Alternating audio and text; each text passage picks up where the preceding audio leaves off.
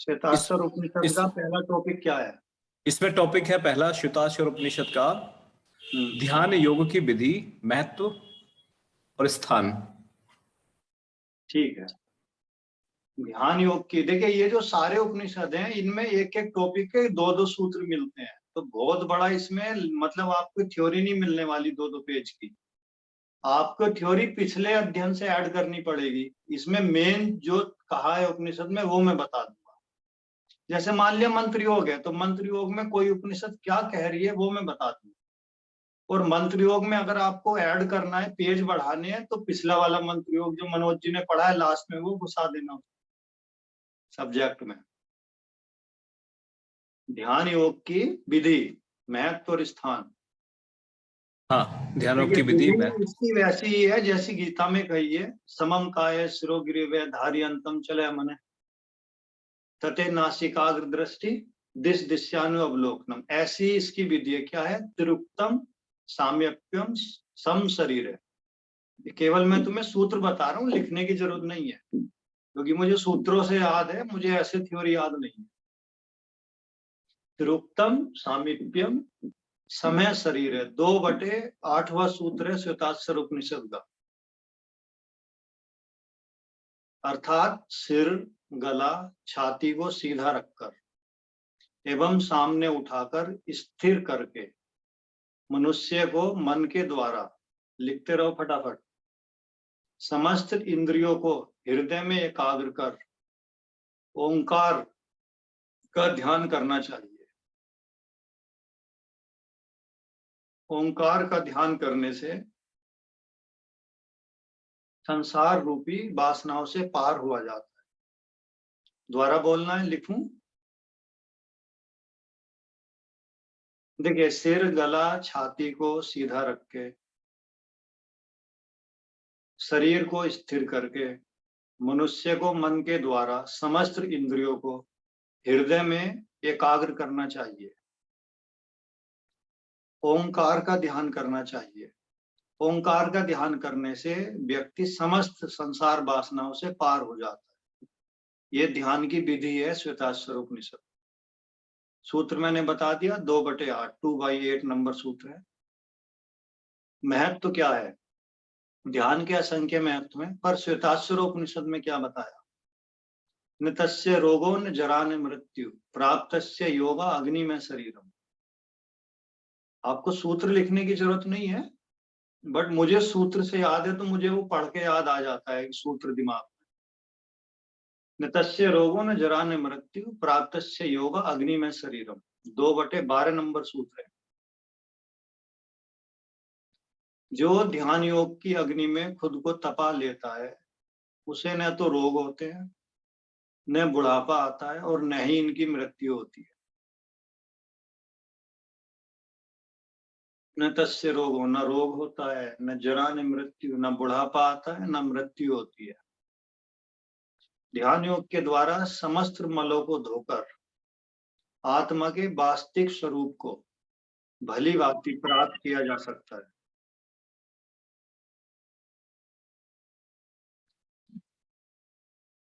लिख लिया?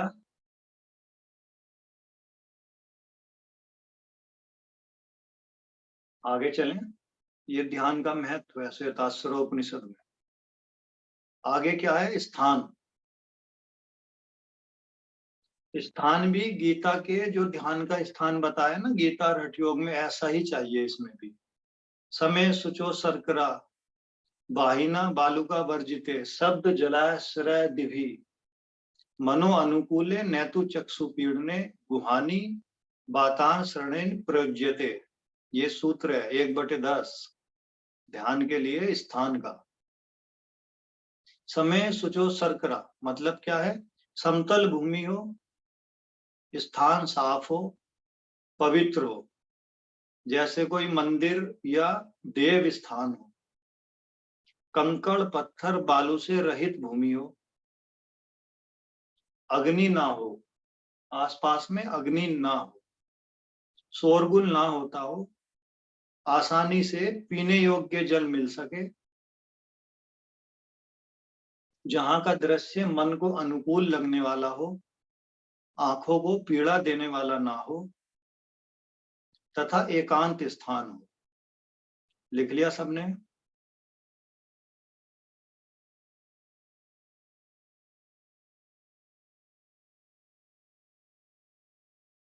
तुम्हें इन टॉपिकों को देख के डर लग रहा होगा, ये आसान है बट लेंदी बहुत है, बहुत ज्यादा लेंदी पेपर है। लिख लिया सबने? आगे चलें। मनोज जी लिख लिया? कोई कंफर्म नहीं कर रहा उधर से। कोई बात नहीं, वो लिख रिकॉर्डिंग से भी लिख लेंगे, बस एक स्पीड अपनी ऐसी ये अच्छी है, सर लिख रिकॉर्डिंग लिया। से वो रिकॉर्डिंग से ले लेंगे ओके, लिखने के तब लिए। ठीक है, तब मैं कंटिन्यूटी में चलता रहूं। बिल्कुल बिल्कुल बिल्कुल बिल्कुल। ठीक है, आगे क्या है? अगला टॉपिक बोलो। अगला टॉपिक है प्राणायाम का क्रम, लक्षण आदि। इसी उपनिषद के अनुसार है ना? हम्म। ठीक है। सूत्र नंबर 2/9, 2/9 में इसका प्राणायाम का लक्षण बताया है। प्राणायाम की साधना के लिए आहार विहार आदि समस्त कार्यों को करना चाहिए।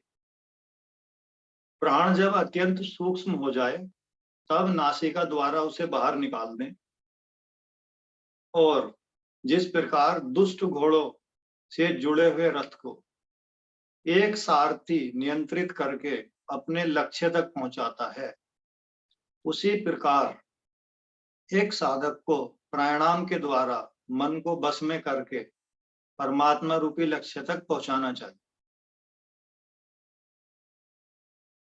ये इसका क्रम है प्राणायाम का। अब प्राणायाम के लक्षण क्या है भाई? साधना के क्या लक्षण है? तो योग साधना का अभ्यास ठीक से हो रहा है कि नहीं, आपकी गति साधना में ठीक प्रकार चल रही है कि नहीं, इस बात के कुछ लक्षण बताए गए हैं इसमें। वो क्या लक्षण है? कोहरे के समान दिखाई देने लगता है, धुंधला धुआं दिखाई देता है साधना में, कभी प्रकाश, कभी अग्नि, तो कभी उसे तेज दिखाई देता है। इसके अतिरिक्त और क्या होता है? ये मनोज जी को याद होगा, लघुत्तम आरोग्यम लोलुप्तम वर्ण प्रसाद स्वर सोष्ठम च गंध सुवो मलमूत्र पुरीस मल्पम प्रवृत्ति प्रथमा बदलती। 2/13 नंबर सूत्र है। क्या कह रहा है? कौन से लक्षण आते हैं? शरीर हल्का होने लगता है, निरोग रहता है, शरीर का रंग उज्जवल, स्वर मधुर और स्पष्ट हो जाता है, वाणी में मधुरता आ जाती है, मल और मूत्र की मात्रा में कमी आ जाती है, अल्प हो जाता है। यही योग मार्ग के लक्षण है।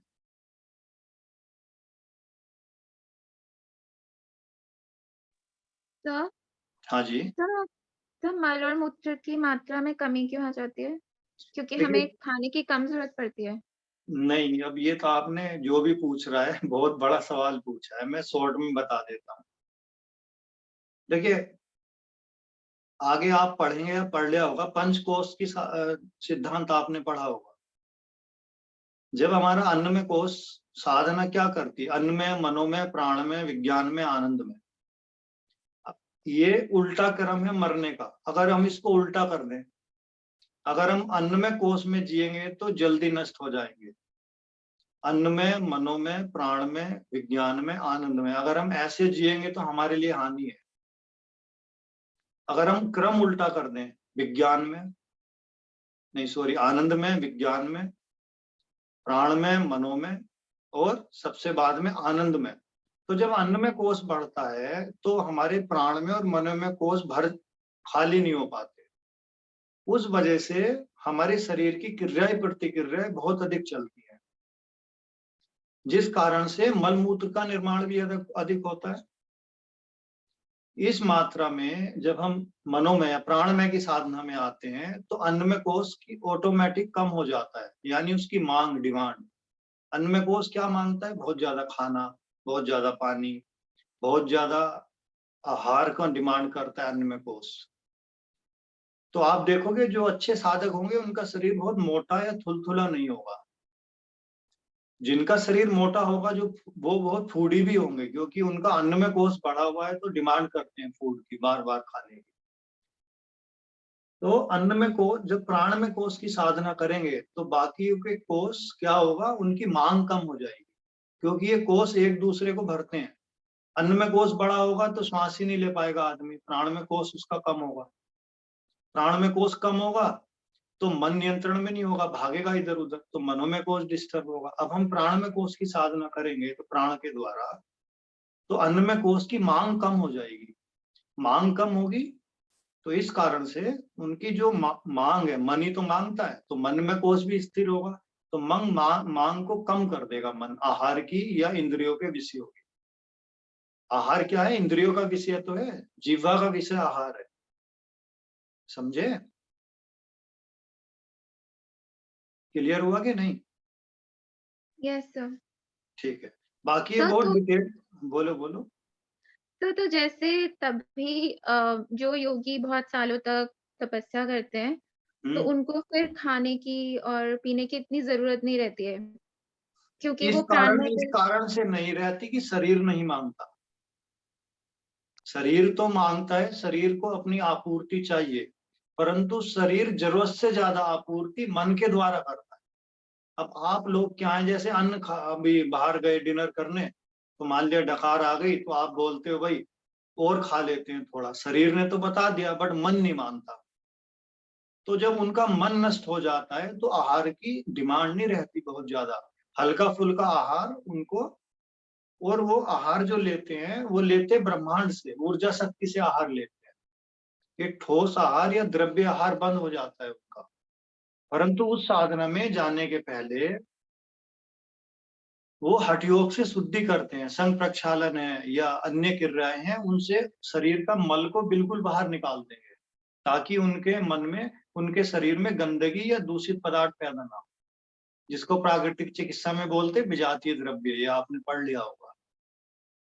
तो विजातीय द्रव्य इकट्ठा ना हो, इसलिए वो पहले शुद्धि करते हैं, उसके बाद वो क्या करते हैं, फिर साधना में जाते हैं।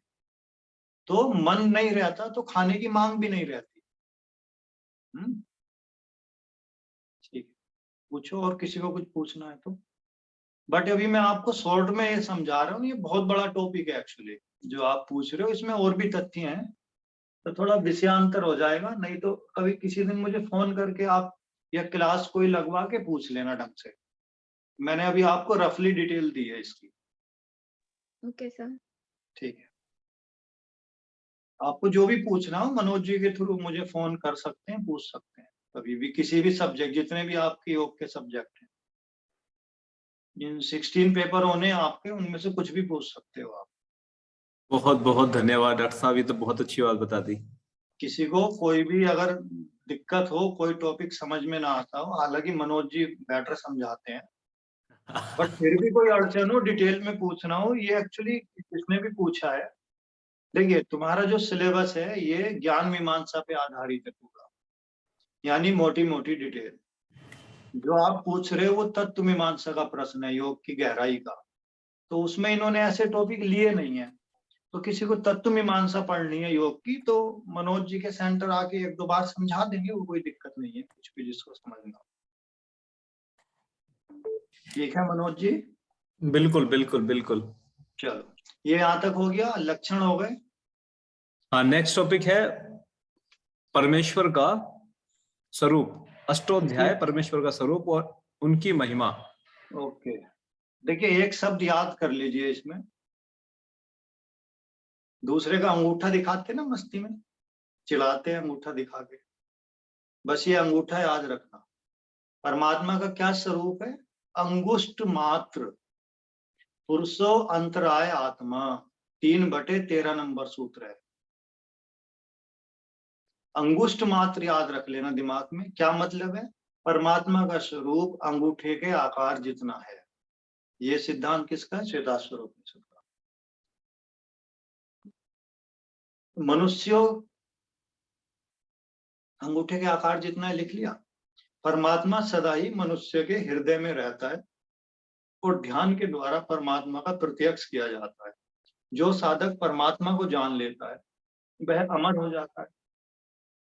व्यक्ति का हृदय अंगूठे के आकार वाला माना गया है और परमात्मा व्यक्ति के हृदय में रहता है, इसलिए परमात्मा का आकार भी अंगूठे के जितना ही कहा गया है। और क्या कहा गया है? उनके हजारों सिर, गीता का विराट स्वरूप कहा गया है, ऐसा समझो। अनेक दरबाहु नेत्रम अनेक दिव्य वज्रधारणम, ऐसा ही कुछ इसमें भी कहा गया है। हजारों सिर, हजारों आंखें और हजारों पैर हैं जिसके, वह सर्वशक्तिमान, सर्व जगह व्याप्त है। नाभि से 10 अंगुल ऊपर हृदय स्थान में रहता है। ये परमात्मा का स्वरूप है। उसकी महिमा क्या है? नवम द्वारे पूरे देही,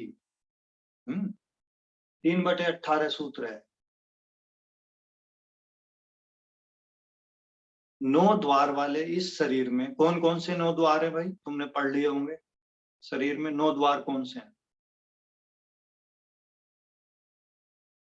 योग के स्वरूप में तुमने पढ़ा होगा, किस सूत्र में पढ़ा होगा ये भी बता देता हूं। हिरण्य गर्भे संवर्ताग्रे भूतस्य जातपतिरेकासीत सैदधार पृथ्वी ध्यामु तेमा कस्मै देवाय हविषा विधेम। इस सूत्र के अंतर्गत 9 द्वार कौन से हैं शरीर में?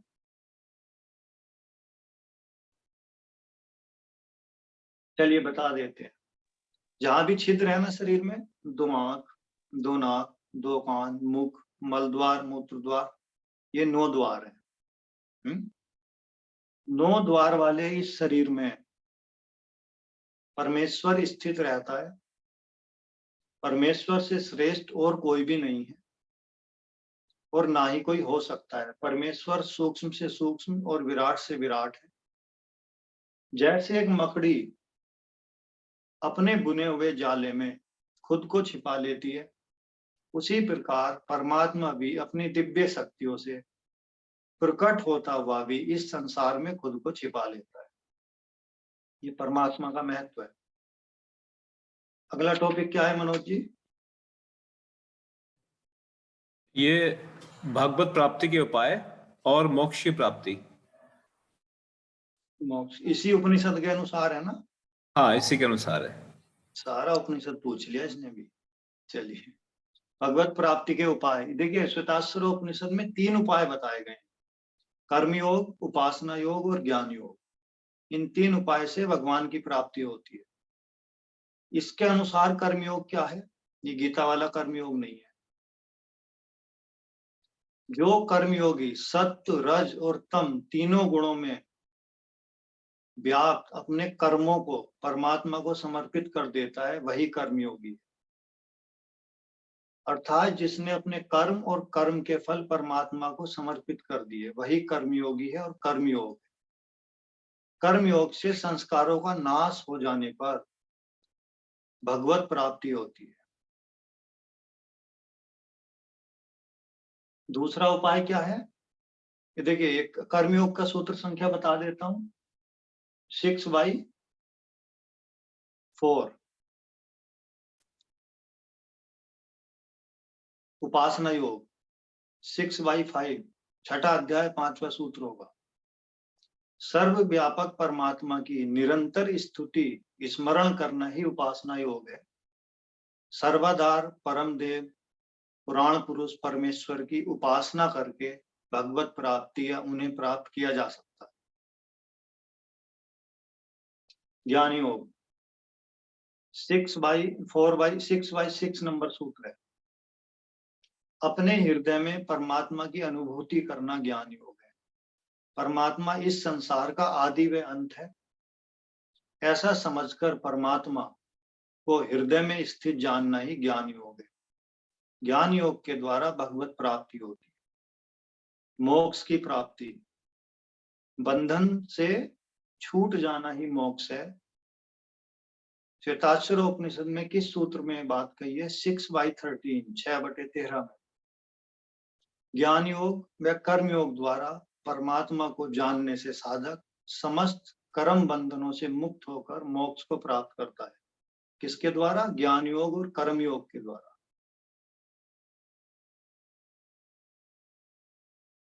मनोज जी, नेक्स्ट टॉपिक क्या है? क्या नेक्स्ट करना चाहिए? हाँ, मो- इसमें क्या लिख सकते हैं मोक्ष लास्ट में? मोक्ष की प्राप्ति। हाँ, मोक्ष की प्राप्ति तो चल रहा है ये। अतः साधक को उन्हीं की शरण में चले जाना चाहिए। ये कौन सा सूत्र है? 3/18। और भाव करना चाहिए कि परमात्मा, मैं मोक्ष की अभिलाषा से तुम्हारी शरण ग्रहण करता हूँ, अतः आप मुझे इस संसार बंधन से छुटकारा दें। ऐसी भावना के साथ ज्ञान योग कर्म योग का पालन करना चाहिए। ठीक है, अगली उपनिषद कौन सी है? हाँ, ये कंप्लीट हो गया, ध्यान बिंदु उपनिषद। ओके, यहाँ से योग के उपनिषद शुरू हो गए। योग के 21 उपनिषद हैं, याद रखना। योगोपरक 21 उपनिषदों का वर्णन है। क्या टॉपिक है पहला? ध्यान योग का महत्व, प्रणव का स्वरूप हम्म, और प्रणव ध्यान की विधि, नादानुसंधान द्वारा आत्मदर्शन, सारे टॉपिक, ओके। ये टॉपिक इसके अंदर। देखिए, ध्यान योग का महत्व क्या है, इसमें क्या कहा है, पहले ही सूत्र में कह दिया है। यदि शैल समम पापम विस्तीर्ण बहुयोजनम, पहला ही सूत्र है। अर्थात पर्वत के समान अनेक योजन, बहुत ज्यादा पाप समूह भी यदि तुम्हारे पास इकट्ठा है, तो योग साधना से, ध्यान से पर्वत के समान पाप समूह भी नष्ट हो जाता है। बिना ध्यान के इस पाप समूह का नाश संभव नहीं है। ये मुख्य महत्व है ध्यान योग का। और क्या दूसरा महत्व है? इससे परमात्मा का साक्षात्कार होता है। अब है, मनोज जी बता रहे थे प्रणव का स्वरूप किसको बोलते हैं भाई? प्रणव किसको बोलते हैं? क्या? ओम। ओम, ठीक है, अच्छी बात है। क्या सूत्र है योग सूत्र में प्रणव का? तस्य वाचक प्रणव है, उस परमात्मा का वाचक शब्द, उसे पुकारने का नाम ओम है।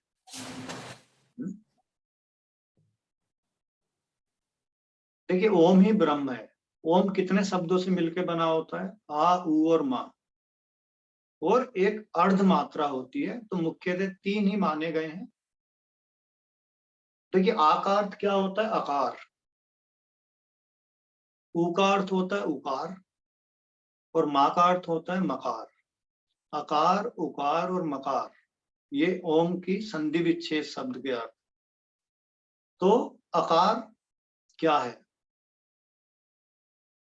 जो ओम का प्रणव का स्वरूप की बात की है, ये प्रणव का स्वरूप चल रहा है।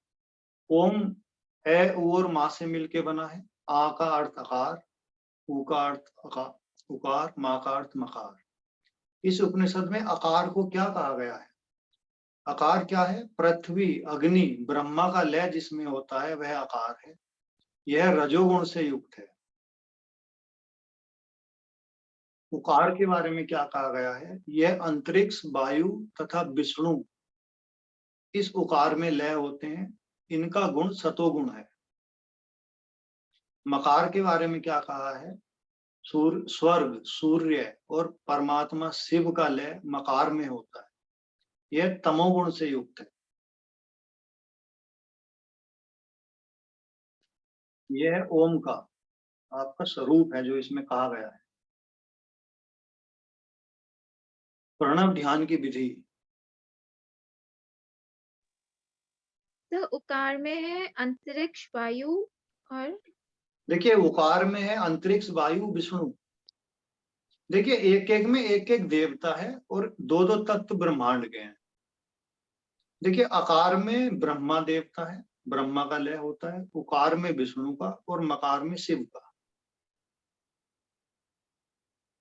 क्लियर हो गया? देखिए, प्रणव ध्यान की विधि क्या है? किसी भी आसन में बैठकर श्वास को भीतर खींचकर नाभि स्थान में भगवान विष्णु का ध्यान करें। श्वास को अंदर भर के नाभि स्थान में विष्णु का ध्यान करें। कुंभक के द्वारा, कुंभक तो मालूम है ना किसको बोलते हैं तुम सबको? श्वास को रोकना कुंभक है। कुंभक के द्वारा श्वास को हृदय में रोककर ब्रह्मा का ध्यान करें। और रेचक रेचक के द्वारा ललाट में यानी मस्तिष्क में भगवान शिव का ध्यान करें। जो ओंकार का अर्थ पीछे दिया ना, उसी का ध्यान कहाँ कहाँ करना है ये बताया गया है ओंकार के ध्यान विधि में।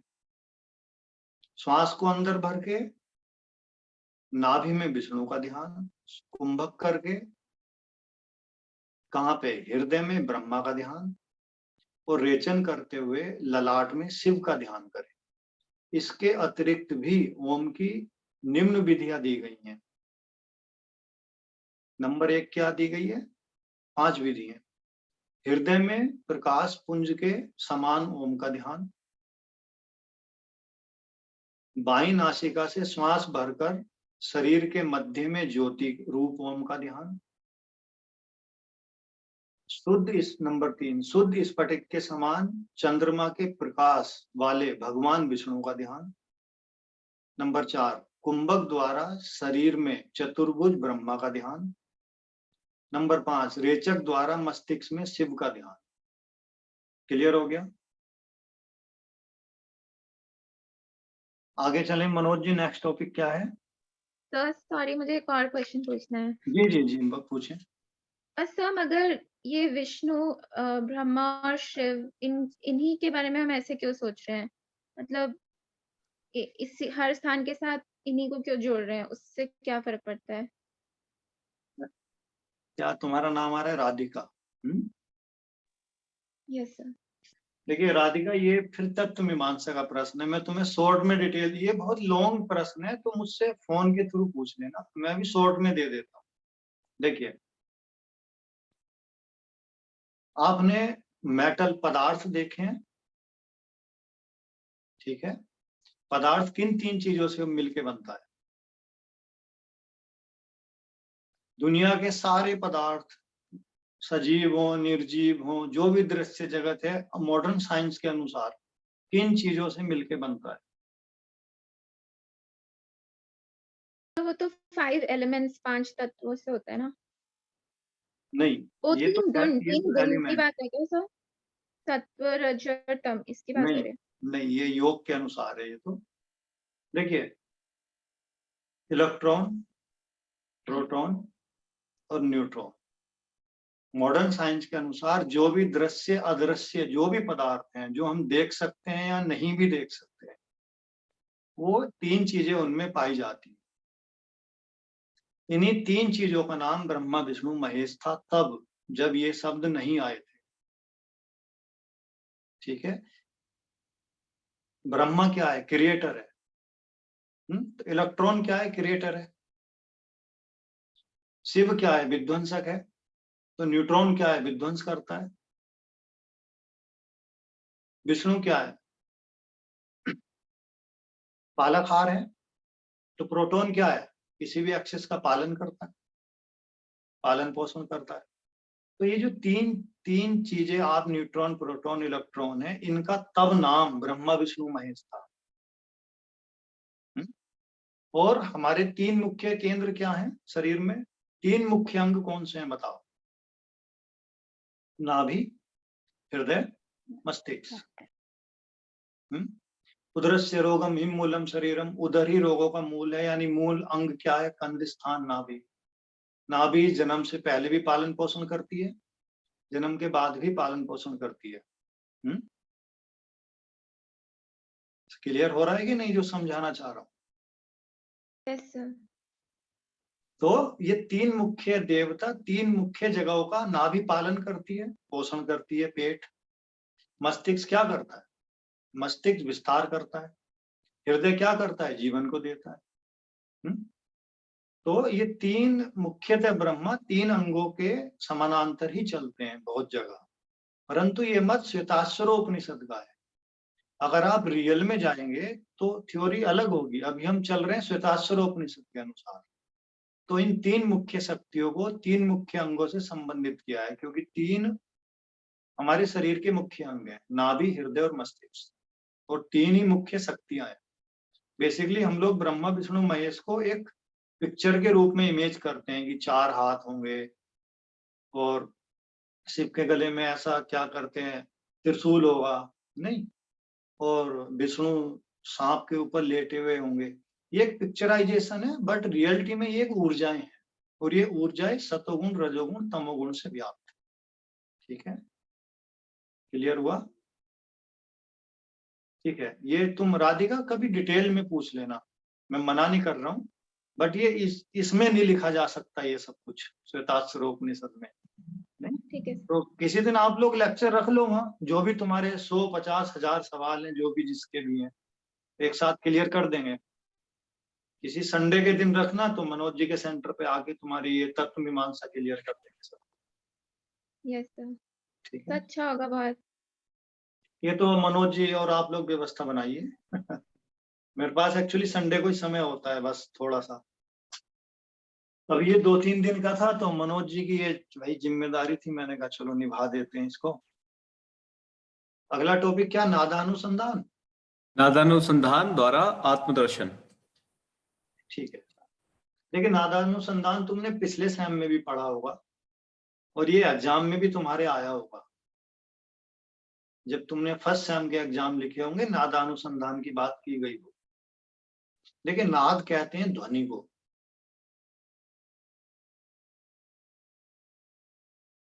और नाद से आत्मदर्शन कैसे होगा, इसकी विधि बताई गई है किसमें? श्वेताश्वरोपनिषद। मूल बंद, जालंधर बंद और उद्यान बंद लगाकर सुषुम्ना नाड़ी में ध्यान करने से वीणा के समान स्वर उठने लगते हैं। मूल बंद, जालंधर बंद, उद्यान बंद लगाकर सुषुम्ना नाड़ी में ध्यान करने से वीणा के समान स्वर या नाद उठने लगते हैं।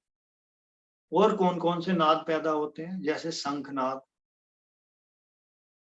इसके अतिरिक्त मोर पक्षी की आवाज कपाल गुहा में सुनाई देने लगती है।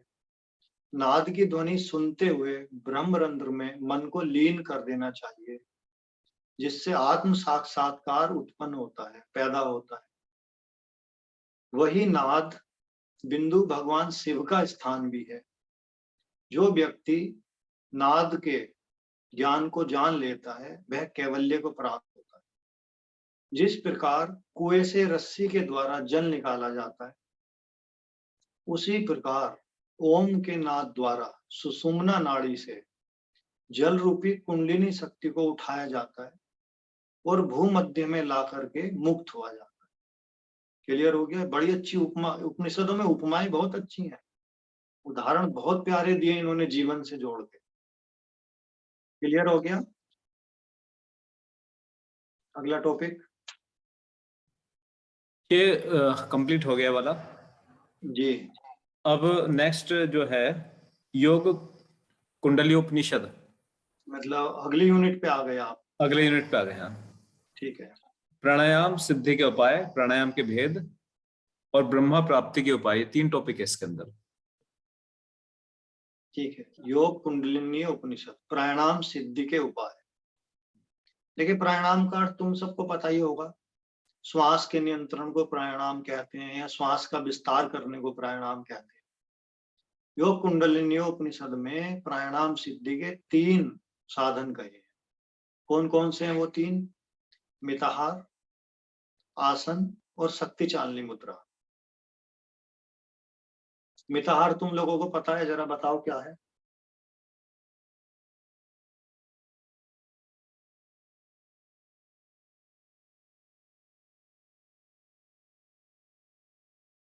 मिताहार किसको बोलते हैं? ये भी तुम्हें फर्स्ट सेम में आया था एग्जाम में।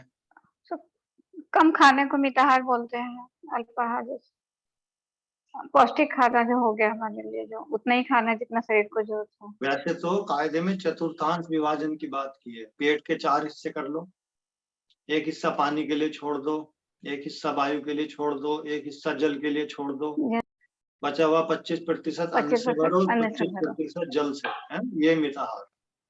तो मिताहार भी एक उपाय है किसका? प्राणायाम सिद्धि करने का। कम खाना व संतुलित खाना, न अधिक ज्यादा न अधिक कम, ऐसा आहार करने से प्राणायाम सिद्ध होता है।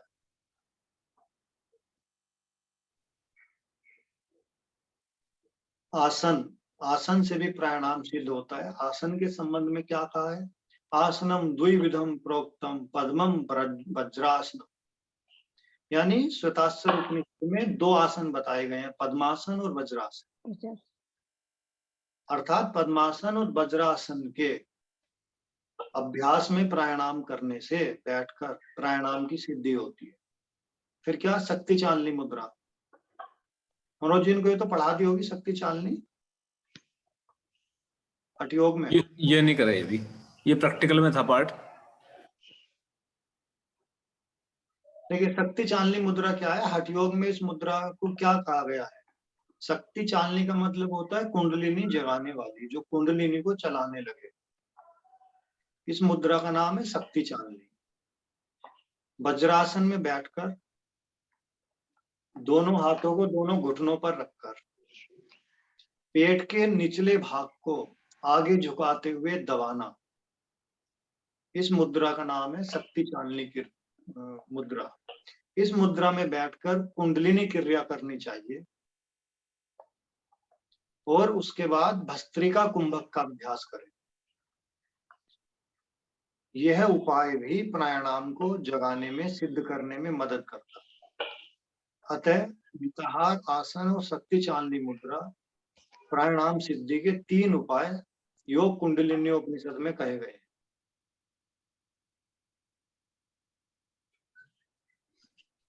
Manoj ji next topic. प्राणायाम के भेद। ओके, भेद का मतलब है प्रकार। योग कुंडलिनी उपनिषद में 2 प्रकार के कुंभक की बात की गई है। पहला है सहित कुंभक, दूसरा है केवल कुंभक। सहित कुंभक के 4 भेद बताए गए।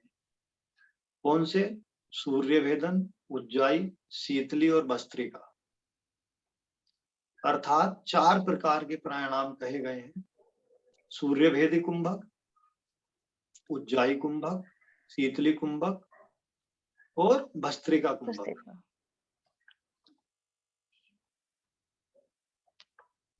भस्त्रिका के लिए इसमें एक बात कही गई है कि सामान्यतः भस्त्रिका करके थक जाने पर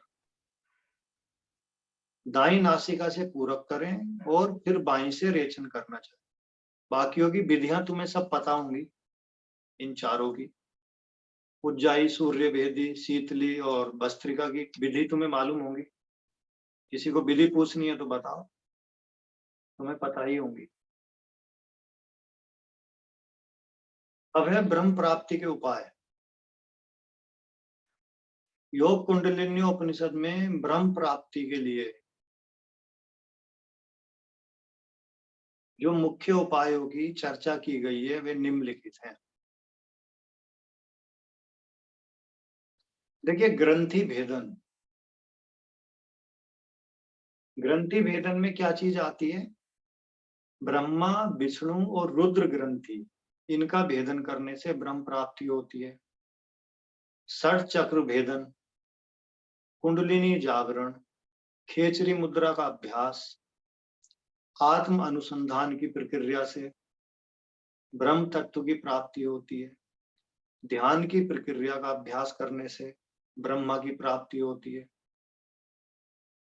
योगी जन जब इन विधियों का हृदय में अभ्यास करता है तो वह ब्रह्म दर्शन के पश्चात ब्रह्म जैसा ही हो जाता है।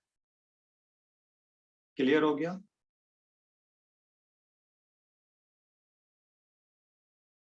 इस उपनिषद में इन उपायों की चर्चा की है, इनका वर्णन नहीं किया गया। 2-2 पेज के उपनिषद हैं ये, 20-20 सूत्र भी नहीं है इन सब में। क्लियर हो गया ये? और इसमें तो कुछ नहीं क्लियर करना ब्रह्म प्राप्ति के उपाय में। आगे चलें।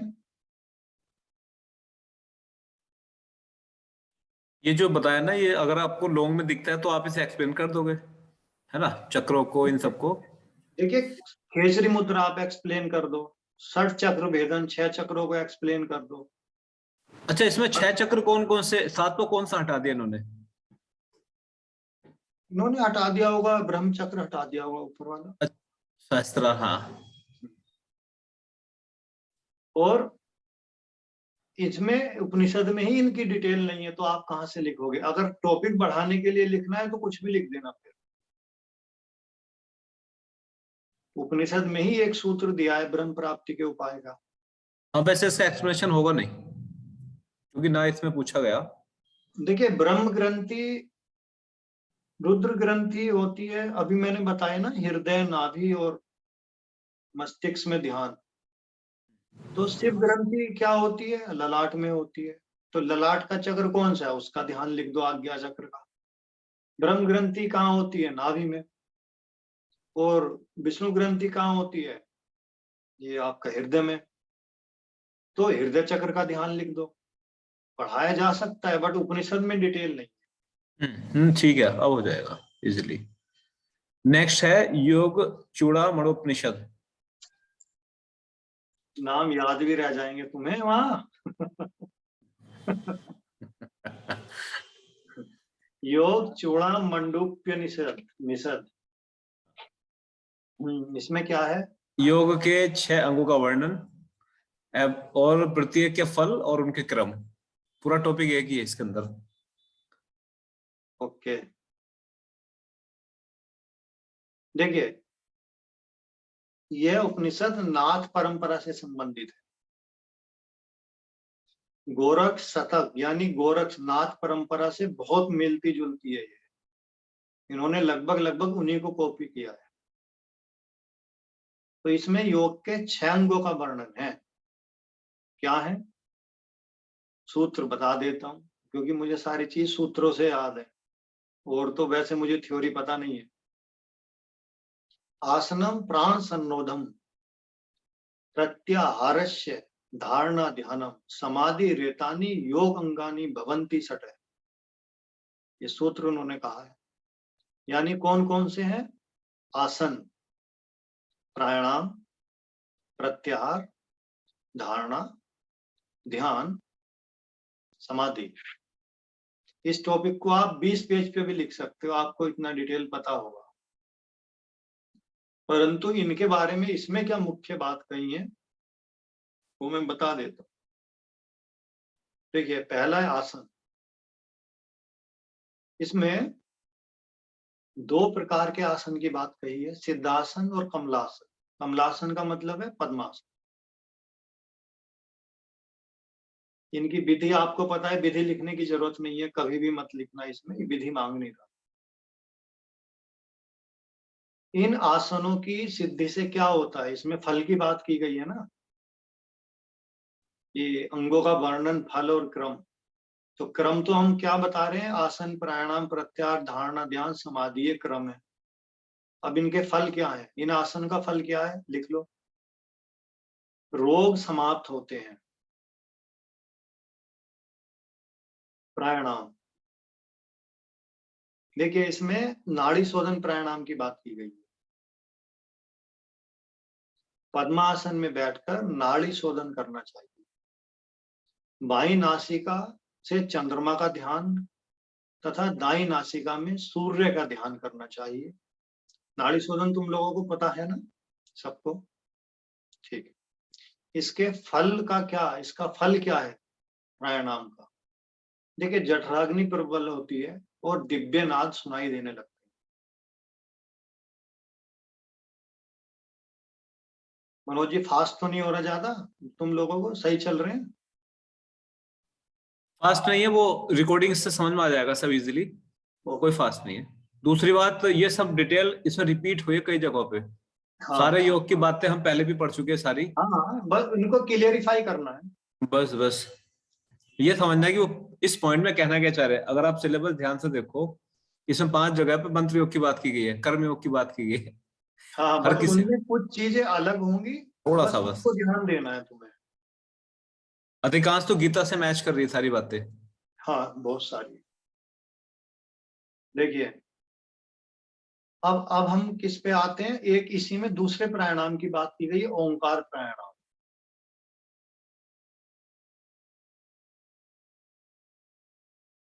ये ओंकार प्राणायाम क्या है?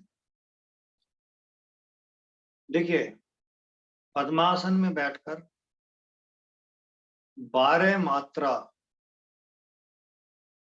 श्वास भरना। अब ये मात्रा की बात की गई है ना, उसमें क्रम, जो क्रम है अब क्रम शुरू हो जाएगा। ओंकार प्राणायाम क्या है? प्राणायाम में पद्मासन में बैठकर 12 मात्रा श्वास भरना, 16 मात्रा तक रोकना और 10 मात्रा तक प्राण को छोड़ना। ओंकार प्राणायाम। यह प्राणायाम 12 मात्राओं का निम्न, 24 मात्राओं का मध्यम और 36 मात्राओं का उत्तम होता है।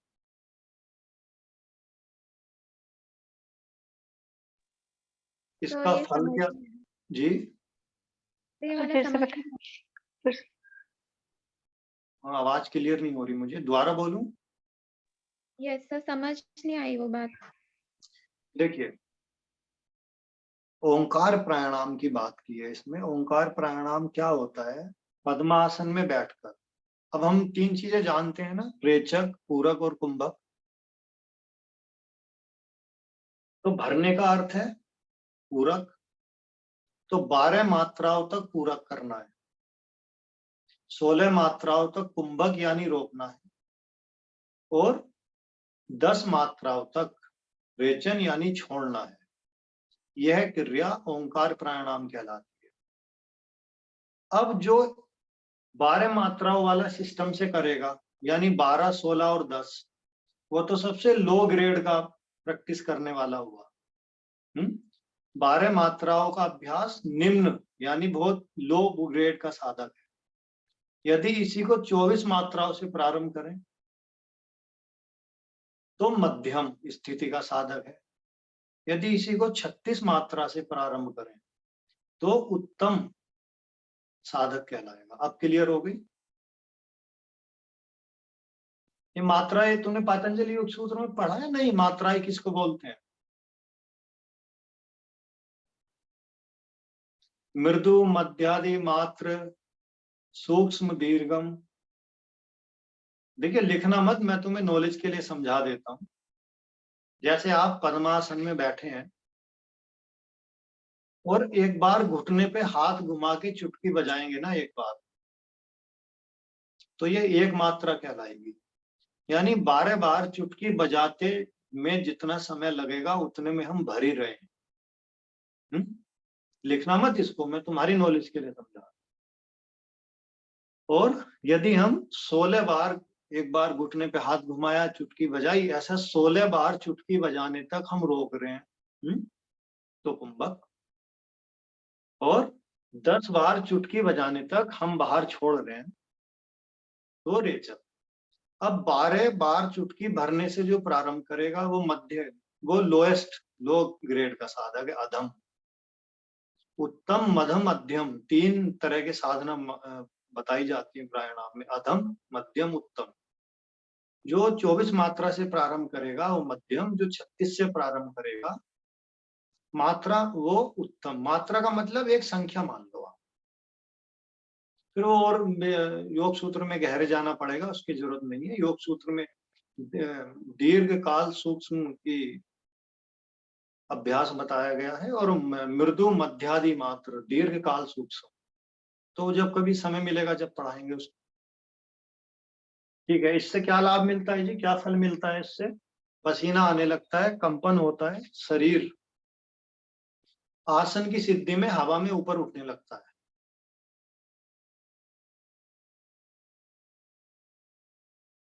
अब आ गए जी हम प्रत्याहार पे। तो मैं मात्रा समझानी जरूरी थी। प्रत्याहार का क्या मतलब है भैया, बताओ जरा। तुम्हारा क्रॉस चेक भी हो रहा है ना इस बहाने से। तो तुमने सोचा?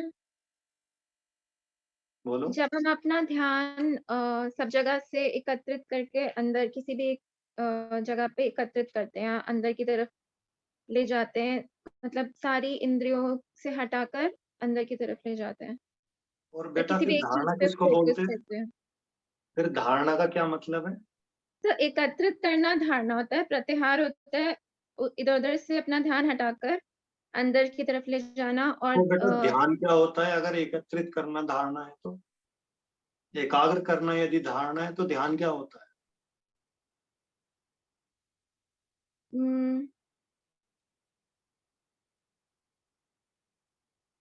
तो ध्यान होता है जब हम उसमें विलीन हो जाते हैं। चलो अभी तुमसे जलेबी बनवा रहा हूँ मैं, बनाओ, मैं पानी पिया हूँ, बनाओ इसमें, फिर आके मैं खाता हूँ।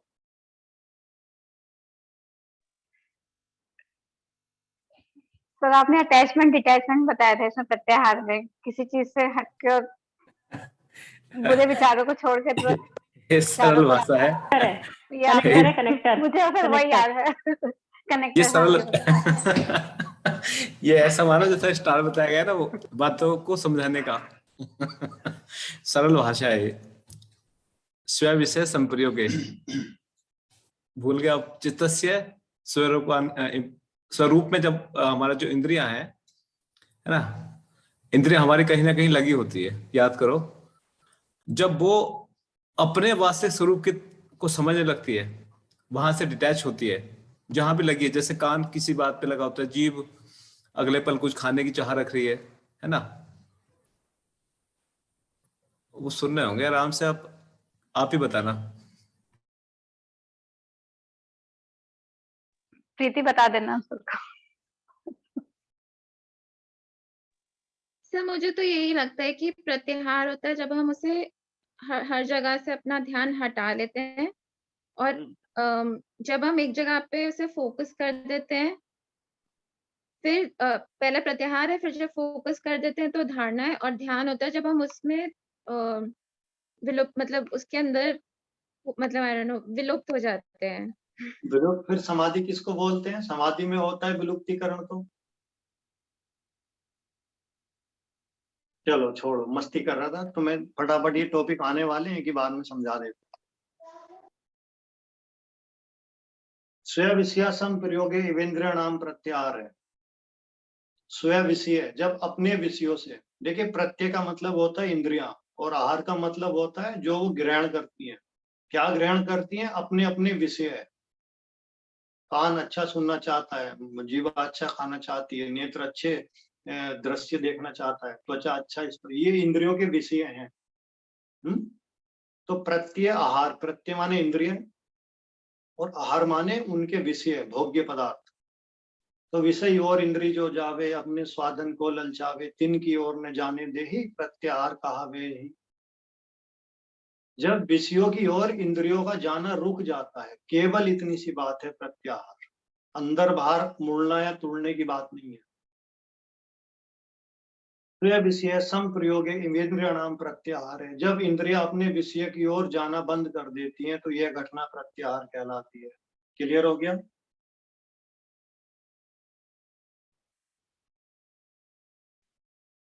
ठीक है, इसमें प्रत्याहार के बारे में क्या कहा है श्वेताश्वरोपनिषद में? देखिए 12 बार प्राणायाम करने से प्रत्याहार की स्थिति बनती है। यानी एक बार प्राणायाम क्या था, वो 12, 16, 10, वो एक बार कहलाएगा। उस तरह का 12 बार करने से जो स्थिति उत्पन्न होगी वह प्रत्याहार कहलाएगी। इसका फल क्या है? मानसिक रोग ठीक होते हैं। आगे है धारणा।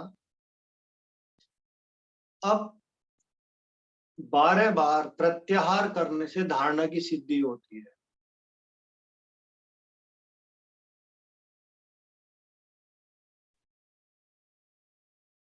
अब कौन बता रहा था? अब क्या है धारणा?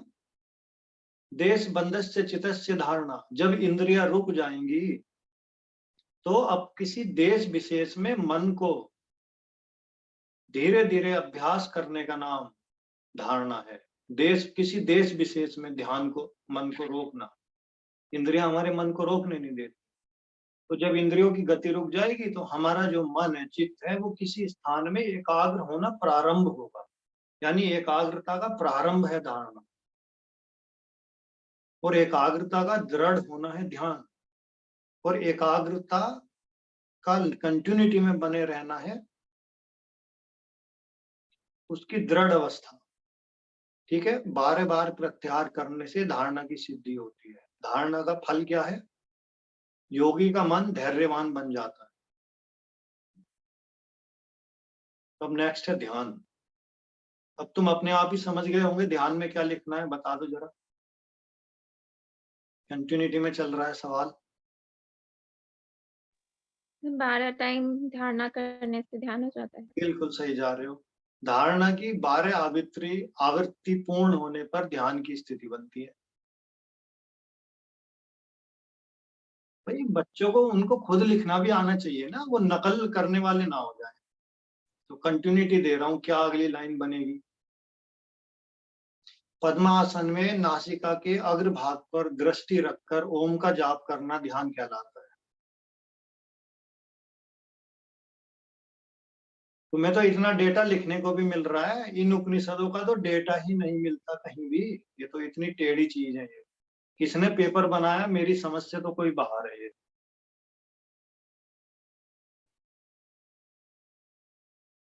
एक एक सूत्र, एक एक लाइन के सूत्र है, उनके अर्थ खोज के नोट्स बनाने पड़ते हैं, निकालने पड़ते हैं डेटा।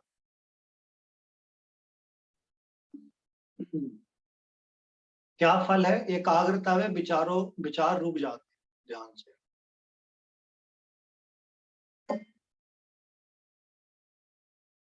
समाधि अंतिम क्या बनेगा भाई समाधि का?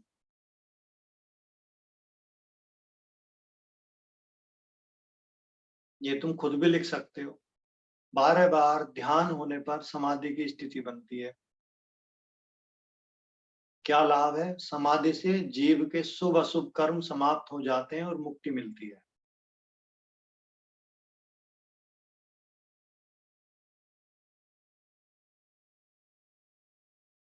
मनोज जी अगली उपनिषद। अगली उपनिषद है त्रिशिखी ब्राह्मणोपनिषद। त्रिशिक ब्राह्मणोपनिषद। ओके, क्या है इसमें टॉपिक? अष्टांग योग, कर्मयोग, ज्ञान योग, 3 योग है इसके अंदर। ओके, अष्टांग योग क्या है भाई? बताना कौन से 8 अंग हैं उसके? मैं तो भूल गया, अभी आपसे पूछ के याद करूंगा। तो संयम, नियम, आसन, प्राणायाम। प्राणायाम, धारणा, ध्यान, प्रत्याहार, धारणा, ध्यान, समाधि। ये क्रम सही होना चाहिए। शुरू के 5 क्या हैं? शुरू के 5 और अंतिम 3 क्या हैं? तो यम, नियम, आसन, प्राणायाम, प्रत्याहार, ये क्या 5 कहते है। हैं, क्या कहते हैं इनको? बहिरंग, और बाद के 3? अंतरंग। ठीक है, अष्टांग योग 2 भागों में विभाजित है, अंतरंग साधना और बहिरंग साधना। तो पहला है यम। यम के बारे में इसमें क्या कहा गया है? देहेन्द्रियेषु वैराग्यम यमे इमुच्यते बुद्धि। मतलब अर्थ लिख लो आप। शरीर व इंद्रियों के प्रति सभी प्रकार के वैराग्य भावना यम है।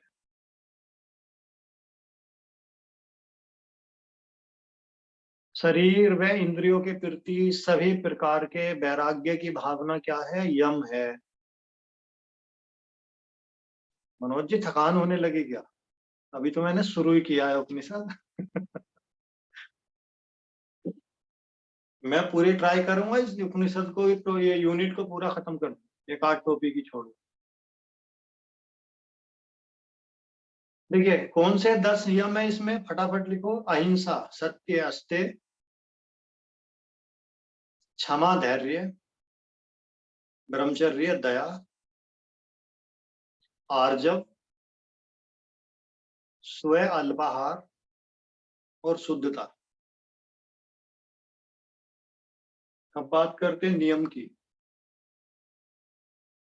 नियम के निरंतर, ईश्वर में निरंतर भक्ति रखना नियम है। कौन से नियम है इसमें? तप, संतोष, आस्तिकता। फिर दोबारा बोल दूं, ईश्वर में निरंतर भक्ति रखना नियम है। तप, संतोष, आस्तिकता, हरिभजन, दान, हिरी माने लज्जा, वेदांत श्रवण, मति, जप और व्रत, ये 10 नियम है। फिर बात करते हैं आसन की। पद्मासन व बद्ध पद्मासन को मिलाकर 17 आसनों का वर्णन किया गया है। काले हिरण की छाल को आसन बनाकर स्वास्तिक आसन आदि में ध्यान का अभ्यास करना चाहिए। संसार में उदासीन भाव रखना ही आसन है।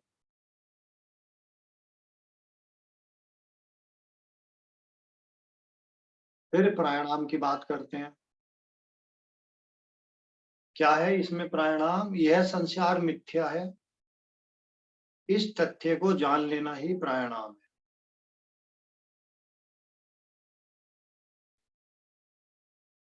चार प्रकार के रेचक की बात यानी प्राणायाम की गई है। कौन से कुंभक की बात की गई? रेचनम, पूर्णम, शोधनम, बाह्य, अभ्यंतर। यानी रेचक प्राणायाम, पूरक प्राणायाम, शोधनम यानी कुंभक कहते हैं इसको, कुंभक प्राणायाम, बाह्य, अभ्यंतर, दोनों स्थानों पर श्वास को रोकना। चार प्रकार के प्राणायाम की बात की गई है। जरा बताना पतंजलि ने कौन से प्राणायाम की बात की है? उनमें से एक इसमें आया है।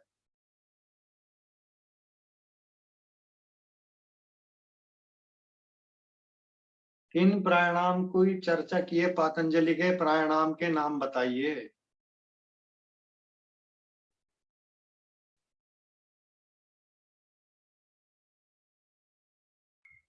सर अभ्यंतर वृत्ति, बाह्य वृत्ति, स्तंभ वृत्ति, 3 तो ये है सर। ये क्रम गलत बता रहे हो।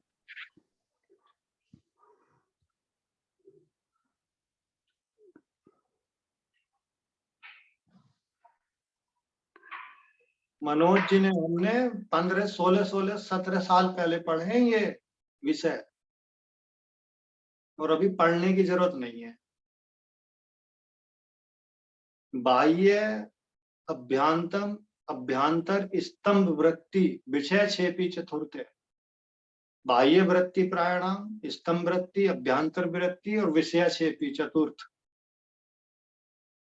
4 प्रकार के। चलो खैर आगे, तुम पे डांट भी तो पड़नी चाहिए थोड़ी थोड़ी।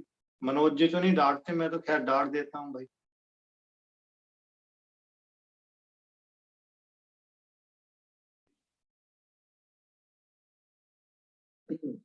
क्या विधि है भाई प्राणायाम करने की? क्या विधि बताइए इसमें? बाई नासिका से रेचन कर 16 मात्रा से ईड़ा नाड़ी द्वारा पूरक करना चाहिए तथा 64 मात्रा कुंभक करनी चाहिए। फिर 32 मात्रा से पिंगला नाड़ी द्वारा पूरक करना चाहिए। ठीक है, लिख लिया? लिख लो इसको। ये तो 142 हो गया ना एक तरह से।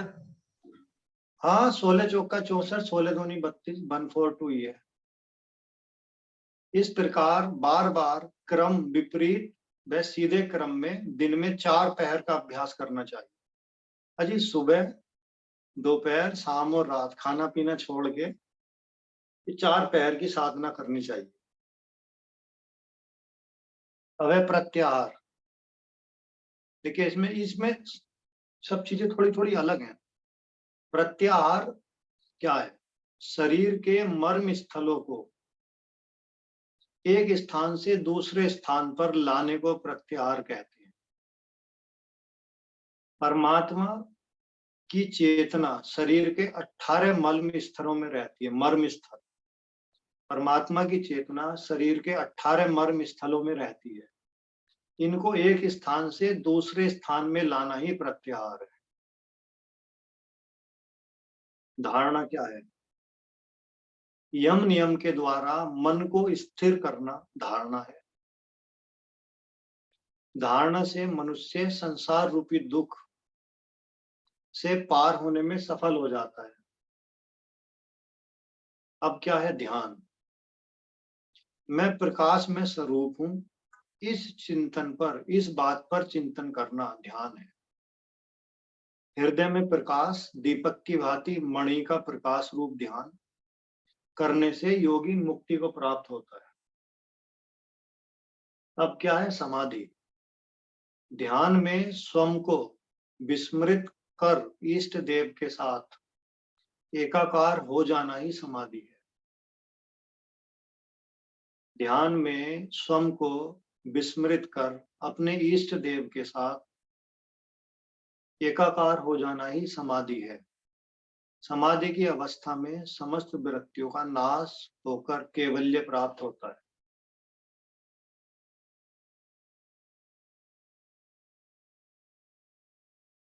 अब क्या है जिसमें कर्मयोग बता रहे थे मनोज जी?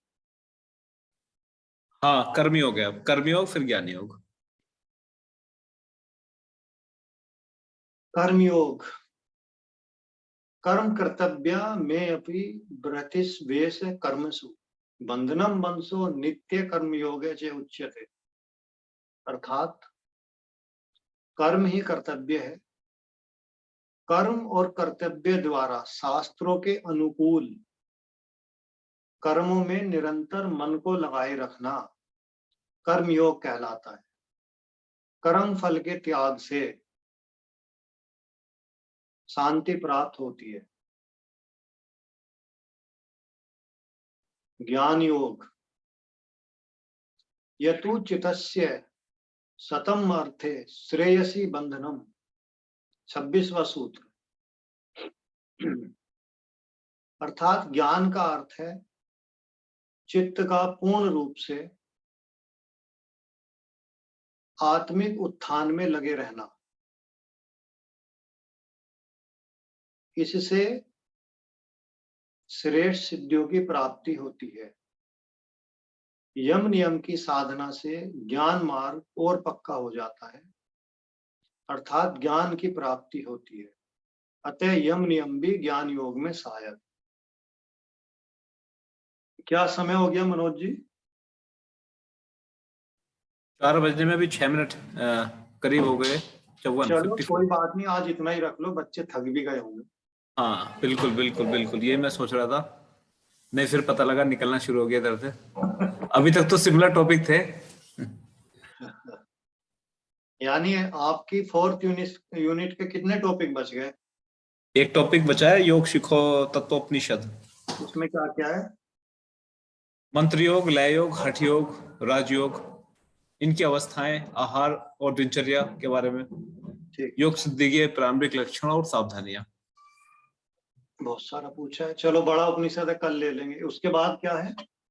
उसके बाद है नाद बिंदु उपनिषद हम्म, और राजयोग, योग राजोपनिषद। ठीक है, तो कल दोनों पूरा कर देंगे, पूरा कंप्लीट कर देंगे उपनिषद कल। ठीक। और सैटरडे लेंगे